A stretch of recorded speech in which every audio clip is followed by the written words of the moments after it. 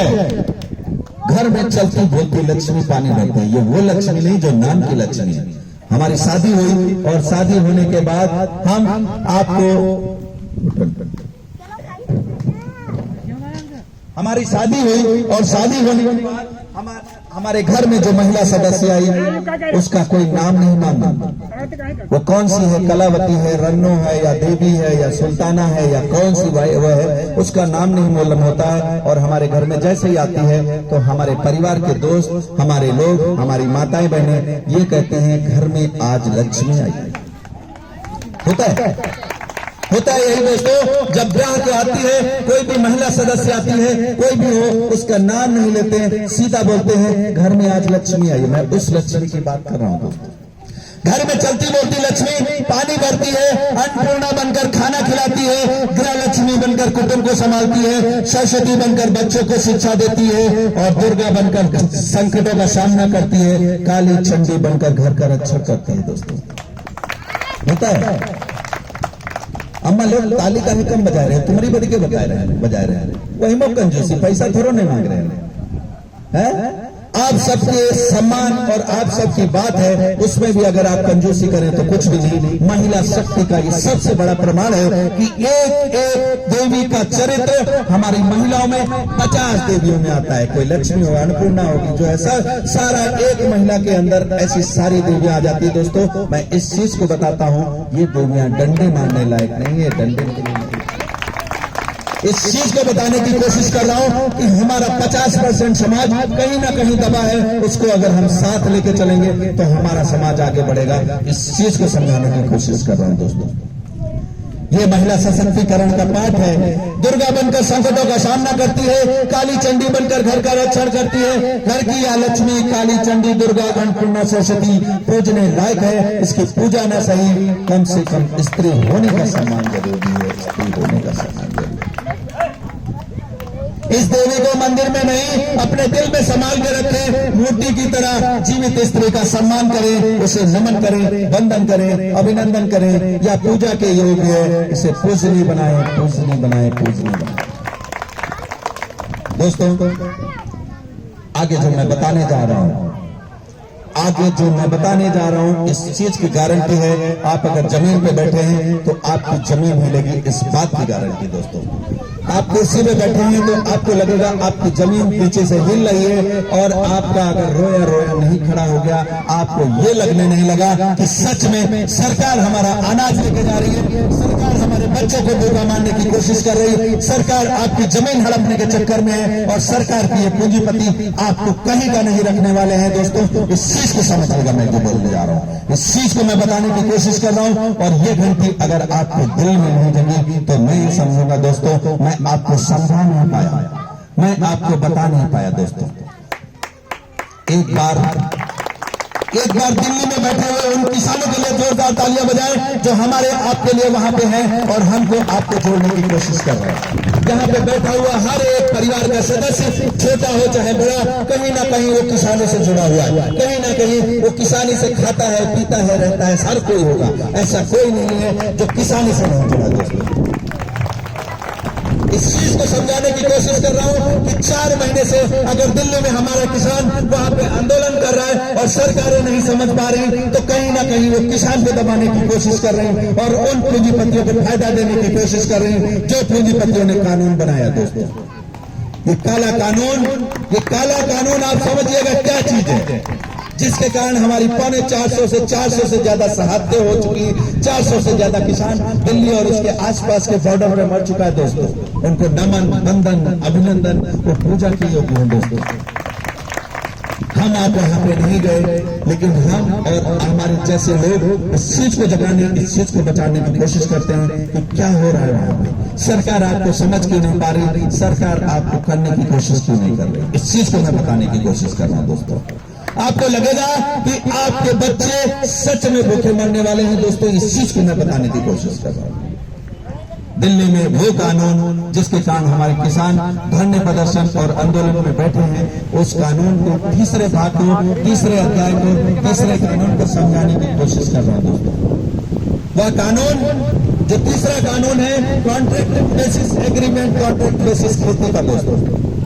Contract basis खेती इसका वह कानून कि आपके गांव में अगर 1000 बीघा जमीन है, इस चीज को समझिएगा दोस्तों, इसको समझे तो मैं बताने की कोशिश करूंगा।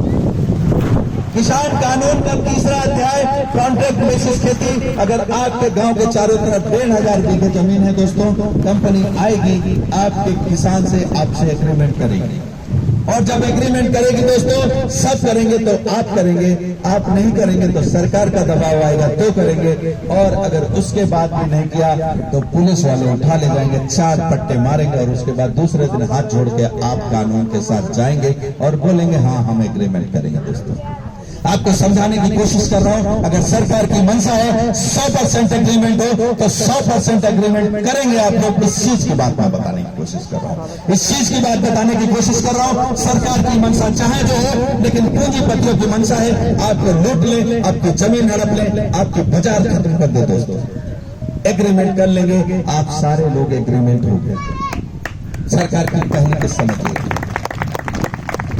इस एग्रीमेंट की पहली चीज है आप इस जमीन में जो चीज बोएंगे वो मेरी मर्जी से बोएंगे, आपकी मर्जी नहीं चलेगी। दोस्तों किसान की मर्जी खत्म, आलू बोना चाहता था सरसों बुआ दिया, कुछ और चीज बुआ दिया, बोला फूल हो गया उसमें, कंपनी बोले अगली शर्त है कि आप इस जमीन में जो भी बीज डालेंगे वो किसी भी दूसरी दुकान से नहीं खरीदेंगे, हमसे खरीदेंगे। दोस्तों समझ लीजिए, अब क्या होने जा रहा है इस चीज को समझिएगा।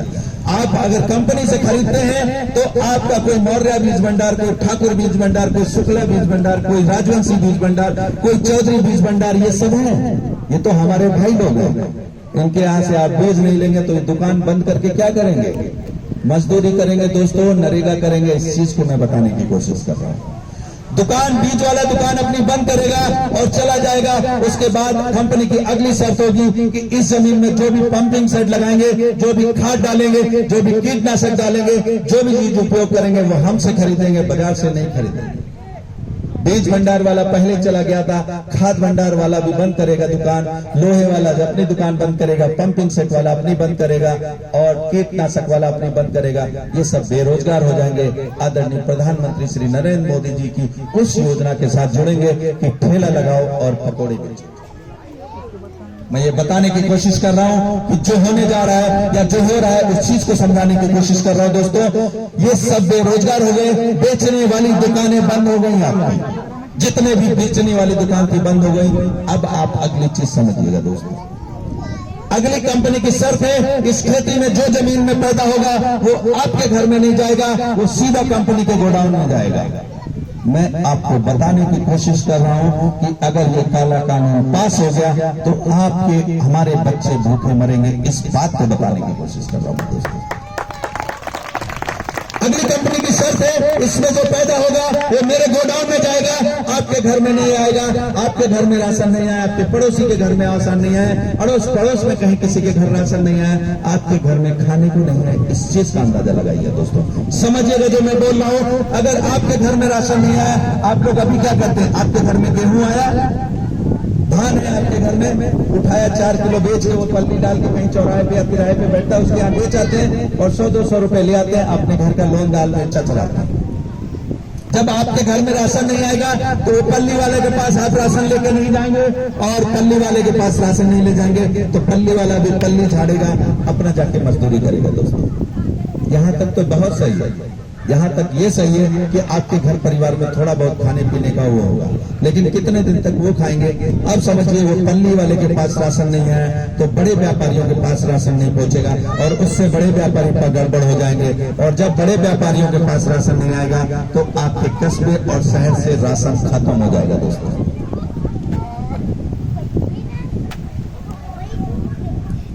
आपके कस्बे और शहर में राशन नहीं है। अब आपके बच्चों की हालत को समझिएगा, आपके घर में राशन नहीं, पड़ोसी के राशन नहीं, दुकान पे राशन नहीं, किसी कस्बे में राशन नहीं। आप कब तक गाय का दूध और भैंस का दूध पी के रहेंगे? दोस्तों मैं ये बताने की कोशिश कर रहा हूं, आपका जो 20 रुपए किलो, 10 रुपए किलो, 50 रुपए किलो जो आपने अपना गेहूं बेचा या जो कंपनी को दिया वो कंपनी के पास चला गया, उसको जब मर्जी आपको बाजार में उतारेगी, नहीं मर्जी होगी नहीं उतारेगी। आपके बच्चे भूखे मर रहे हैं, उसके बच्चे नहीं भूखे मरेंगे। दोस्तों मैं जो बताने की कोशिश कर रहा हूं इस चीज को समझिएगा। लाखों किसान वहां पे अगर धरने पे हैं तो कहीं ना कहीं वो समझ रहे हैं कि हमारी माताएं बहनें हमारे बेटे भूखे मर जाएंगे दोस्तों, भूखे मर जाएंगे। इस चीज को समझाने की कोशिश कर रहा हूं। आपके बच्चों की हालत, आपके घर में राशन अनाज नहीं है, बच्चों की भूख से आप कितने दिन तक चला पाएंगे, इस चीज का अंदाजा लगाइए। और जब आपके बच्चे या आप भूखे मरने की स्थितियों में आएंगे तो यही अडानी अंबानी आपका 20 रुपए किलो गेहूं 300 रुपए 400 रुपए किलो जब बाजार में उतारेंगे तब आपको मिलेगा। कैसे खरीदेंगे, कैसे चलाएंगे? पूंजीपतियों की यह जो एक कानून, पूंजीपतियों को पैसा दिलाने का कानून जो सरकार ने इम्प्लीमेंट किया, कहीं ना कहीं सरकार उसमें बंधी हुई है, सरकार उसमें फंसी हुई है। इसलिए वो किसान को नहीं देख रही, वो किसान को समझने की कोशिश नहीं कर रही। दोस्तों, मैं आपको बताने की कोशिश कर रहा हूं, आपको समझाने की कोशिश कर रहा हूं। उन किसानों के लिए एक बार जोरदार तालियां बजाएं जो हमारे आपके लिए वहां पर। चीज को समझिएगा दोस्तों, अगर ये काला कानून लागू हो गया तो आपकी हमारी जमीन कैसे हड़पी जाएगी, इस चीज को समझिएगा। हमारी आपकी बेटियां, आजकल बेटा है, शादी करनी है, घर में पैसा नहीं है, क्या करते हैं? जमीन हमारे पास 5 बीघा 2 बीघा गिरवी रख दिया, साल 1.5 साल में पैसा ले लेंगे, 1 लाख 1.5 लाख 2 बीघा जो लगा वो ले लिया और अपने बेटे या बेटी की शादी कर दिया। दोस्तों, इस काले कानून में जैसे ही आपका एग्रीमेंट होगा, आपको कोई भी जमीन पे पैसा नहीं देगा, आप किसी को गिरवी नहीं रख सकते। दोस्तों, आपकी बेटी की शादी हो, बेटे की शादी हो ना हो, इससे सरकार को लेना देना नहीं, इससे पूंजीपतियों को लेना देना नहीं। कोई भी बैंक, हम लोग क्या करते हैं, बैंक में वो कर देते, केसीसी बनवा लेते, पैसा ले लेते। जैसे ही एग्रीमेंट होगा, केसीसी आपका खत्म, आपको कोई भी सरकारी बैंक पैसा नहीं देगी। दोस्तों, ये है। और जैसे ही आप जो है बच्चों के लिए कहीं ना कहीं से लेंगे, आपके पास और कोई चारा नहीं, कंपनी से पैसा लेंगे और आपके जब चढ़ता रहेगा ब्याज कंपनी आपकी जमीन को उसका लेगा। कहीं आप उस जमीन को कहीं भी गिरवी नहीं रख सकते। दोस्तों, आपको समझाने की कोशिश कर रहा हूँ, आपको बताने की कोशिश कर रहा हूँ इस चीज को, और साथ ही साथ उन किसानों को नमन करने की कोशिश कर रहा हूँ जो हमारे आपके लिए शहादत दे रहे हैं, हमारे आपके लिए कहीं ना कहीं अपना और अपना परिवार छोड़ के बैठे हुए हैं, और वो हमारे आपके लिए अपने जो है लोगों के साथ छोड़ के दूसरे लोगों के साथ हैं। किसान को नमन, किसान को वंदन, किसान को अभिनंदन। एक छोटी सी कविता है जिसको मैं किसान के दर्द में, किसान की आवाज में बोलने की कोशिश कर रहा हूँ, और आपको एक एक लाइन समझने की कोशिश कर रहा हूँ। गुजारिश करूंगा कि आप उस लाइन को समझिएगा। किसान का घर एक टूटा हुआ छप्पर का घर, और उसके बाद भी वो भगवान से आस करता है, हे भगवान बारिश कर दो तो हमारा गेहूं बच जाएगा, हमारा धान बच जाएगा। मैं ये बताने की कोशिश कर रहा हूँ, उस किसान के दिल की बात को बताने की कोशिश करूंगा कि अगर हम पड़ोस से जा रहे हैं और इसमें गाजर या खीरा बोया है, हम बोलते हैं चाचा 1 खीरा दे दो, चाचा 2 खीरा देते हैं। उस किसान के दिल की बात मैं बताने की कोशिश कर रहा हूँ। साथ ही साथ दोस्तों, आपको एक गुजारिश करूंगा, किसी फैक्ट्री में चले जाइए और 2 बिस्किट के पैकेट निकाल के दिखाइए, इस बात की गारंटी है आप गेट पर पकड़े गए तो आपको जेल हो जाएगी। दोस्तों, इस चीज को मैं बताने की कोशिश कर रहा हूँ, इस चीज को बताने की कोशिश कर रहा हूं। उन पूंजीपतियों का सामान आप अपने गेट से नहीं निकाल सकते। इस चीज को बताने की किसान की बात कर रहा हूं कि किसान का कितना बड़ा दिल है, एक मांगो तो 2 देता है। इस किसान को एक बार नमन वंदन आपको समझाने की कोशिश अपनी कविता के द्वारा करने की कोशिश कर रहा हूं। घर टपकता है हमारा, किसान का घर टपकता ही रहता है, उसका आटा दाल चावल भीग जाता है, लेकिन उसके बाद भी घर टपकता है हमारा। फिर भी हम बरसात की दुआ करते हैं, अनाज उगाकर हम आपका पेट भरा करते हैं, देश के पालनहार हैं हम, फिर भी आप हमें समझ नहीं पाते हैं। हम देश के किसान हैं, इसमें हमारा क्या दोष है?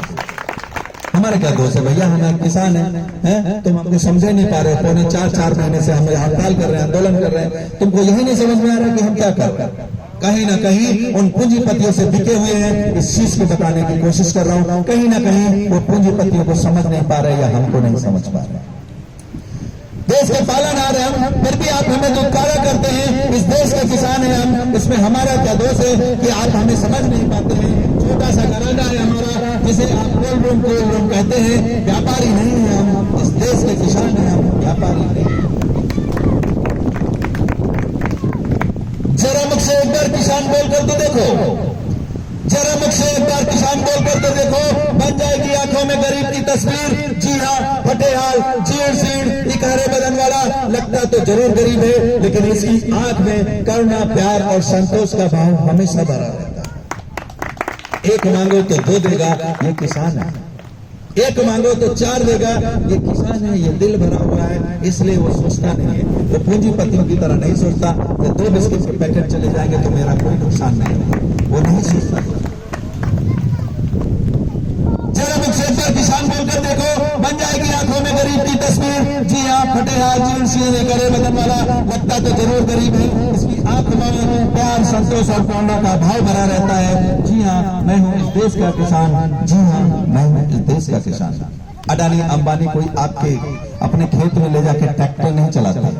हाँ, अडानी अंबानी अपने खेत में ट्रैक्टर नहीं चलाते। अडानी अंबानी के बच्चे कोई किसान या खेती नहीं समझते, लेकिन वो खाते क्या है? कोई सोने के बिस्किट या चांदी की चैने नहीं खाते दोस्तों। हमारा आपका उगाया हुआ अनाज खाते हैं दोस्तों, हमारा आपका उगाया हुआ अनाज खाते हैं। इसके अलावा अगर वो बोले लोहे की रॉड या चैन खाएं या सोने की चीज खाएं तो वो कुछ नहीं खाते दोस्तों, वो भी वही खाते हैं जो हम खाते हैं। मैं आपको अगली लाइनों में बताने की कोशिश कर रहा हूं। ना देखी सर्दी गर्मी, ना देखी बरसात, अन्न उगाकर हमने अपना ही नहीं आपके बच्चे भी पाले हैं। मेरा बच्चा किसान ही रह गया।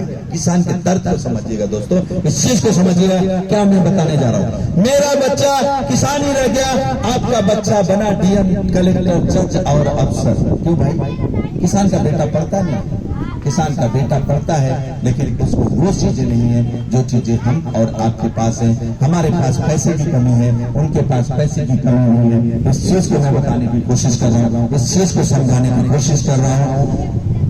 मेरा बच्चा किसान ही रह गया, आपका बच्चा बना डीएम, कलेक्टर, डॉक्टर, इंजीनियर, जज और अफसर। जरा मुझसे एक बार किसान बोलकर देखो, जरा मुझसे एक बार किसान बोलकर देखो, बन जाएगी आंखों में अन्नदाता की तस्वीर, बन जाएगी आंखों में अन्नदाता की तस्वीर। जी हाँ, बन जाएगी आंखों में भगवान की तस्वीर। इस किसान परिवार को, हमारे अपने परिवार को समझने की कोशिश करिएगा। 90% से ज्यादा लोग किसान हैं, और हम और आप अगर अपनी औकात में आ गए तो सरकार की कोई औकात मालूम नहीं चलेगी। इस चीज को बताने की कोशिश कर रहा हूं दोस्तों। साथ ही साथ दोस्तों, मैं आपको अपने मकसद के लिए बताने की कोशिश करूंगा। मैं सुरेश कुमार वर्मा, आदरणीय श्रीमती मुन्नी देवी का पुत्र, आदरणीय श्री टीकाराम वर्मा का पुत्र। मेरी कर्मस्थली बहुती है और मेरी जन्मस्थली पालीपुरवा है। पालीपुरवा का परिवार हमारा अपना परिवार है। कर्मस्थली हमारी बदल गई, बहुती में हमारी माताजी प्रधान है और लगातार प्रधान रही है। इस बार भी कोई हमको हरा नहीं सकता, ये मैं आपको बता रहा हूं दोस्तों, आपको बताने की कोशिश कर रहा हूं। पिछले 3 पंचवर्षीय में हमने बहुती में वो काम किए हैं जो लोगों की आंखों में, जो लोगों के सामने है। इस चीज को बताने की कोशिश कर रहा हूं। साथ ही साथ मैं उस पार्टी से समर्पित हूं जो दिल्ली में राज कर रही है, दिल्ली में शासन कर रही है, आदरणीय श्री अरविंद केजरीवाल जी की पार्टी, आम आदमी पार्टी। आम आदमी पार्टी और हमारे यूपी की सरकार में अगर हमने अंतर नहीं बताया तो समझिए आपको कुछ समझाया नहीं है। जो भी हमने बताया, अभी हमने अपने परिवार के बारे में बात की, अपने लोगों के बारे में बात की। मैं आपको बताने की कोशिश कर रहा हूं कि आम आदमी पार्टी जो दिल्ली में है और यूपी सरकार में कितना बड़ा अंतर है। इस चीज को समझिएगा। माताएं बहनें या कोई भी है, कोई पेंशन पाता है, इसमें से पेंशन मिलती है किसी को? मिलती है ना माता जी? 500 रुपया महीना, यानी 3 महीने में 1500 रुपये।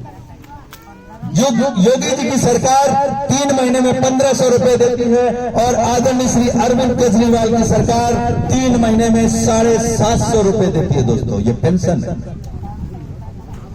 यानी 2000 रुपए ज्यादा हर महीने की जो है। इस चीज को बताने की कोशिश कर रहा हूं। आदरणीय केजरीवाल जी के पास कोई छापा खाना नहीं खुला है, या उनके पास कहीं से पैसा नहीं है लूट का कि वो आपको दे रहे हैं। उनके पास भी पैसा है, उससे कहीं ज्यादा आदरणीय योगी जी के पास पैसा है, लेकिन देने की मंशा नहीं है, आपको समझने की मंशा नहीं है। मंदिर बनाने के लिए पैसा है, और जो है मूर्तियां बनाने के लिए पैसा है, और कुछ करने की जरूरत नहीं दोस्तों। वृद्धावस्था और जो है जितनी भी पेंशनें हैं, उस पेंशन का पाठ है कि 2000 रुपए महीना पेंशन मिलती है आदरणीय श्री केजरीवाल जी के समय में। आगे समझिएगा दोस्तों। पूरे यूपी के सबसे बढ़िया स्कूल को देखेगा, किसी गवर्नमेंट स्कूल या प्राइमरी स्कूल को ना देखिएगा दोस्तों। गवर्नमेंट स्कूल या प्राइमरी स्कूल को आप देखेंगे जिसकी छत गिर रही है, आपके बच्चे को डर लगता है, खिड़की दरवाजे की बात दूर, पंखे की तो बात दूर, बिजली है नहीं, और कहो किसी किसी खेत में, किसी किसी स्कूल में पशु बने हो या बैल गाय अंदर बैठे हो, इस तरह के स्कूल को छोड़ दीजिएगा, सबसे बढ़िया स्कूल को देखेगा। और दिल्ली की सरकार में किसी प्राइमरी स्कूल को देखिएगा दोस्तों, मैं आपको गारंटी देता हूं, जैसे ही आप घुसेंगे आपकी आंखें फटी की फटी रह जाएंगी। आंखें फटी की फटी इसलिए रह जाएंगी क्योंकि वो प्राइमरी स्कूल और जहां पे गाय बैल भैंसे थी वो प्राइमरी स्कूल में अंतर कितना है। जैसे घुसेंगे साफ सफाई, ग्रामर पूरा वो, और अगर बच्चों की क्लास में चले गए तो एसी रूम क्लास, वहां पे बढ़िया कंप्यूटर पे पढ़ाई और बढ़िया टीचर, अच्छे साफ सुथरे लड़के, आप अंदाजा नहीं लगाएंगे ये प्राइमरी स्कूल है दोस्तों। आदरणीय केजरीवाल जी की सबसे बड़ी चीज कि हम शिक्षा को मजबूत करेंगे, हमारे बेटे शिक्षा पाएंगे, हमारी बेटियां शिक्षा पाएंगी तो समाज आगे बढ़ेगा दोस्तों। इस चीज को बताने की कोशिश कर रहा हूं, इसको समझाने की कोशिश कर रहा हूं, साथ ही साथ आपको यह बताने की कोशिश करूंगा बदलाव करेंगे तो क्या होने वाला है दोस्तों। हमारी दिल्ली में अगर हमारी महिला सदस्य इस कोने से उस कोने जाती है तो किसी भी बस में उसको 1 रुपया नहीं देना पड़ता। महिला सशक्तिकरण की बात कि उस महिला को 1 रुपया किराया नहीं देना पड़ता दिल्ली से इस कोने जाने के लिए, और यहां से चले जाइए तो मैं बताऊंगा आदरणीय योगी जी की बस तो कहीं सीतापुर में मिलेगी, उससे पहले सब प्राइवेट और डग्गा मार बस मिलेगी। मैं ये चीज बताने की कोशिश कर रहा हूं कि कहीं ना कहीं हम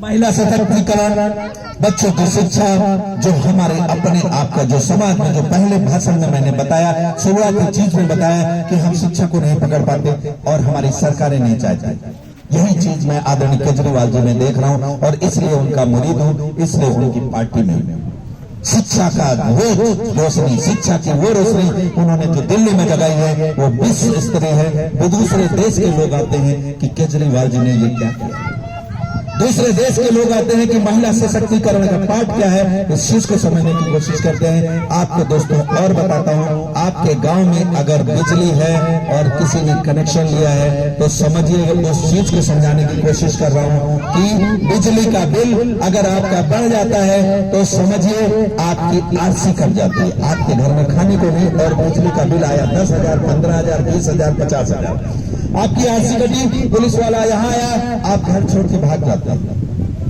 बिजली के लोग योगी सरकार की और बिजली की जो है महत्व आदरणीय श्री यूपी की सरकार में, ये दिल्ली की सरकार में समझाने की कोशिश कर रहा हूं दोस्तों। मैं आपको बताने की कोशिश करूंगा क्या चीज है। हमारे यहाँ यूपी में अगर आपने 100 यूनिट जलाया तो आपको 350 से 400 रुपए देना पड़ेगा, 200 यूनिट जलाया तो 800 से 900 रुपए, और 300 यूनिट जलाया तो 1800 से 1900, और अगर 400 यूनिट जलाया तो आपको 3,500 से ज्यादा रुपए देने पड़ेंगे।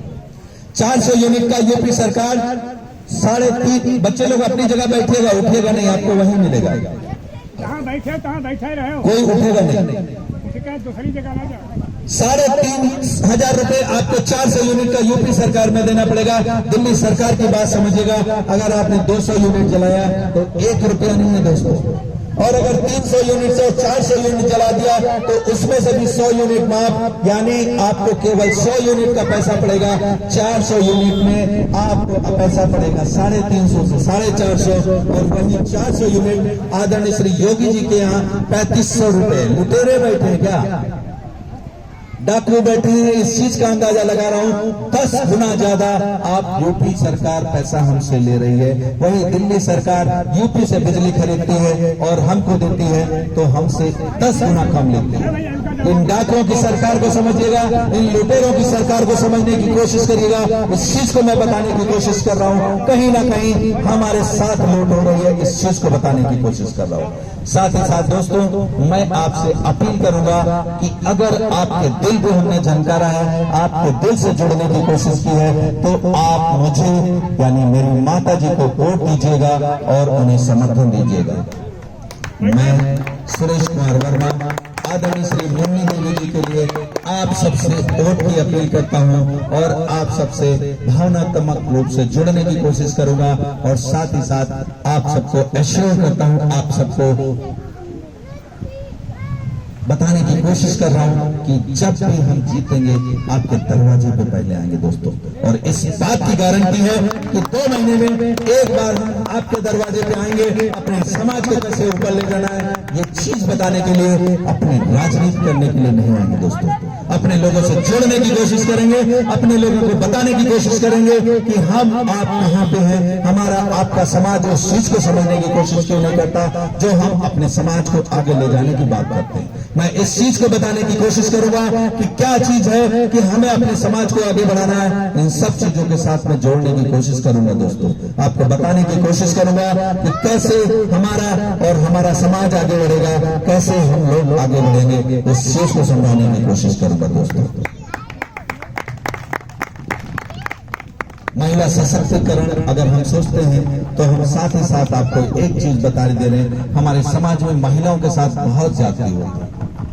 हमारा अपना समाज अपनी महिलाओं को कहीं ना कहीं एक्सेप्ट नहीं करता, कहीं ना कहीं उनको आगे नहीं बढ़ने देना चाहते। कहीं बलात्कार होता है, कहीं व्यभिचार होता है, कहीं कोई चीज होती है। हाथ रस की उस बिटिया की कहानी को अगर मैं अपने कलम से लिखा हूं तो इस चीज को बताने की कोशिश कर रहा हूं। उसकी एक एक लाइन के दर्द को समझिएगा दोस्तों। इसके बाद मैं अपने कार्यक्रम को समाप्त करूंगा। इस चीज को आपको बताने की कोशिश कर रहा हूं, उस बिटिया के दर्द को। जब मैं रात को 2:30 साढ़े 3 बजे उठा तो मैंने लिखने की कोशिश की दोस्तों। उस बिटिया की वो कहानी को आपको बताने की कोशिश की। बच्चे लोग आप इधर ही रहिए, वहां न जाइएगा, उधर कुछ नहीं मिलेगा, गाड़ी पे नहीं बैठना बेटा। स्त्री वह चीज है, उस सम्मान को हम लोग कहीं ना कहीं बिगाड़ते हैं। एक ने इज्जत लूटी, दूसरे ने शरीर नोचा, तीसरे ने जमीन पे घसीटा, चौथे ने जबान काट ली। उस महिला उस बिटिया के साथ ये सारी चीज, उसका दुख समझिएगा, उस चीज को समझिएगा। यह सिलसिला यही नहीं रुका है दोस्तों। 5वें ने रिपोर्ट नहीं लिखी, 6ठे ने सबूत मिटाए, 7वें ने जबरदस्ती आधी रात को जला दिया। हिंदू धर्म में कहीं होता है रात को 12 बजे हम लोग जला दें अपने पारिवारिक सदस्य को? नहीं होता है। सरकार की मंशा थी कि उस चीज को जला दिया जाए और सबूत मिटा दिया जाए। इस चीज को बताने की कोशिश कर रहा हूं मैं।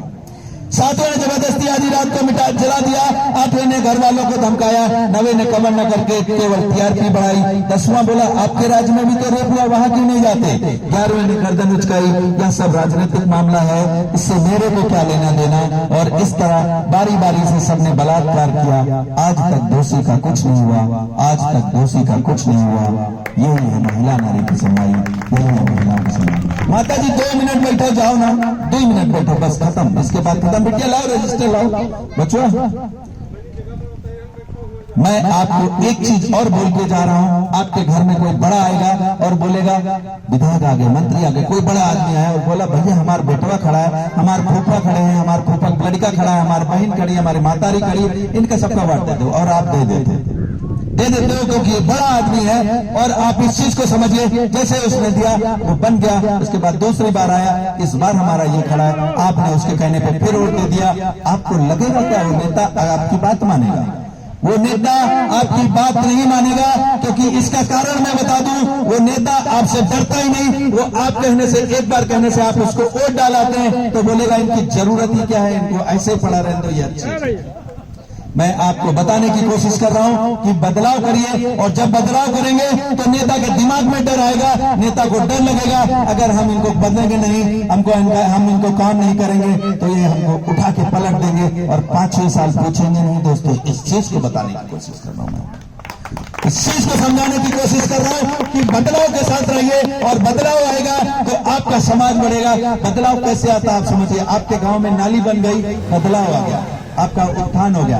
आपके पिताजी ने जो आपको घर दिया उसकी पुताई लिपाई ना करिए, थोड़े दिन बाद खंडहर बन जाएगा। और अगर उसकी पुताई लिपाई मरम्मत करते रहिए, बदलाव करते रहिए घर में, वो घर बचा रहेगा। दोस्तों मैं ये चीज बताने की कोशिश कर रहा हूँ, बदलाव को करने की कोशिश करिएगा। बदलाव के साथ नेता के घर में, नेता के दिमाग में डर डालिएगा, वो आपके दरवाजे पे आएगा, बोलेगा छोटे लाल चाचा बताओ क्या काम है कह दे। नहीं तो घर जाइए तो पूछी नहीं दोस्तों, पूछी नहीं। चीज बता रहे हैं, यह चीज समझा रहे हैं कि आप किसी बड़े के बात कहने पे ये ना बोलिएगा वही का बेटा आएगा तो दे दो वोट, वही की बिटिया खड़ी हो गई, मातारी खड़ी हो गई, उनके सास खड़ी हो गई, उनके फूफा खड़े हो गए, उनके फूफो खड़ी हो गई। इस चीज को बताने की कोशिश कर रहा हूं। नेताओं के दिमाग में डर डालिए, नेताओं को ये लगे कि आप 5 साल बाद हमको बदल देंगे, आपके दरवाजे पे आएंगे, आपको पहचानेंगे और जानेंगे। दोस्तों ये मैं बताने की कोशिश कर रहा हूं और इसी के लिए, इसी के साथ मैं आपसे जोड़ने की कोशिश कर रहा हूं और मैं आपसे आदरणीय श्रीमती मनु देवी जी के लिए वोट और सपोर्ट की अपील करता हूं। दोस्तों आप हमें वोट दीजिएगा, साथ ही साथ एक एक लोग अगर 5-5 वोट बनाएंगे तो भी हमारे लिए बहुत बड़ा आशीर्वाद होगा।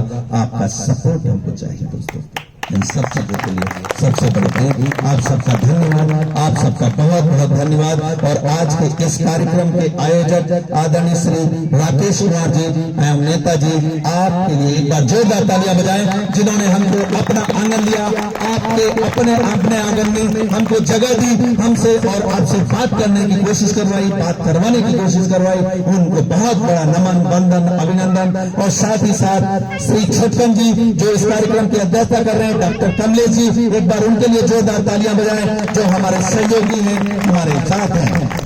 आदरणीय श्री राकेश कुमार जी, श्री राम स्वरूप जी, श्री अनिल कुमार जी, श्री शिवपाल जी, श्री रामनाथ जी, श्री कालुक जी, श्री मूलचंद जी, श्री भगवान दीन जी, श्री बिंदु जी, श्री सुमित जी, श्री मूलचंद जी, श्री सर्वेश जी, श्री रामचेला जी, श्री मुनीत जी, श्री प्रेम जी, श्री आशीष जी, श्रीमती रामरानी जी, श्रीमती बेटाना जी, श्रीमती संगीता देवी, श्रीमती जय देवी, श्रीमती जगराना जी, श्रीमती सुनीता देवी, श्रीमती विद्यावती, श्रीमती सरोज कुमारी, श्रीमती राम देवी, श्रीमती सदा प्यारी, श्रीमती सरिता, श्रीमती महेश्वरी, सविता देवी, शकुंतला जी और श्रीमती मोगा जी और श्रीमती रेणु जी, आप सबका बहुत बहुत धन्यवाद, बहुत बहुत वंदन, अभिनंदन। आप सब आए इसके लिए बहुत बहुत धन्यवाद।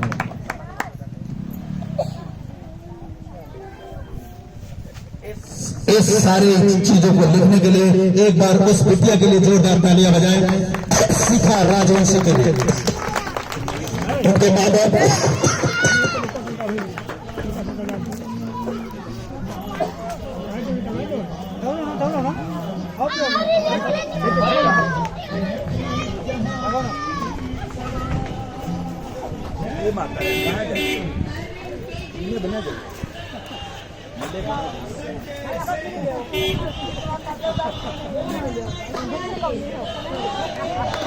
हरेश कुमार वर्मा फौजी, मुन्नी देवी पूर्व प्रधान। इंसान का इंसान से हो भाईचारा, यही पैगाम हमारा। ये देश